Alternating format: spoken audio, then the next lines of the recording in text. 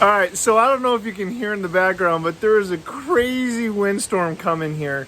And in Michigan the last few days, there's been just ridiculous lightning storms and all kinds of things. It made me think of Jonah and the story of Jonah. I just read it the other day.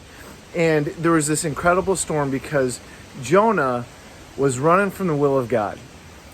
Now the Ninevites were also running from the will of God, and their hearts were far from them. And God told Jonah, "Hey, I want you to go to this people. I want you to give them good news about me, that they can turn to me."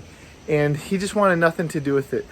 The story of Jonah is about two different types of revivals. Jonah was revived because he literally went down to the depths.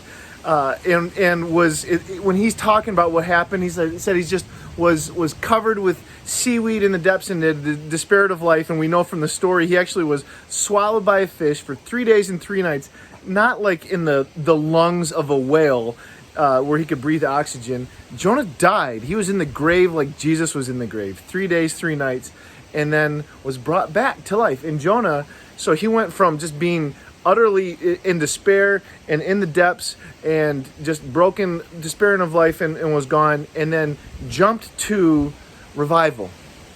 And God brought him back to life, and he was excited about life. He's thankful for what God did for him. The Ninevites were totally lost. And what happened is when they received the message from Jonah, their hearts were broken, and they knew that they were in desperate need. And before God came to them and extended them their lifespan really for an entire generation, where he was going to destroy them, and he relented, and this whole generation lasted much longer, they repented. They turned in their heart. So Jonah went from despair to life again, but he didn't have repentance. There was no turning in his heart and in his mind. And at the end of the story, we see that it was this pathway to death. Jonah goes, "Man, it would have been better for me to have died than to see Nineveh to have turned," because Jonah didn't turn his heart, and God gave him new life. Our messaging is actually sequential. We start with this idea of brokenness, which is humility and honesty. It is head down, hand up, saying, "God, I am in desperate need of you."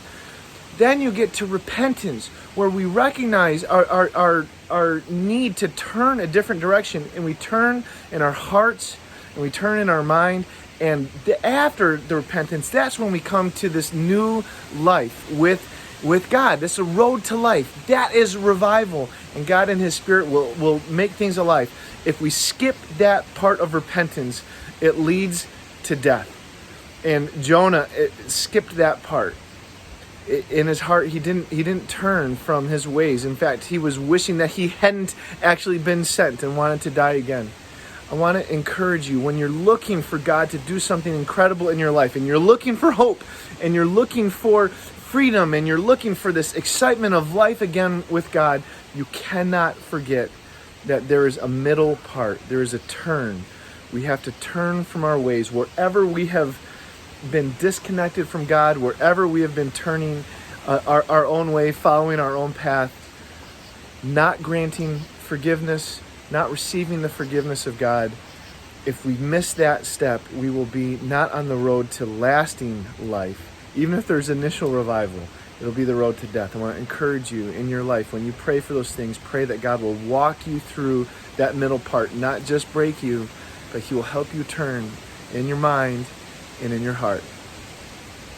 Love you guys.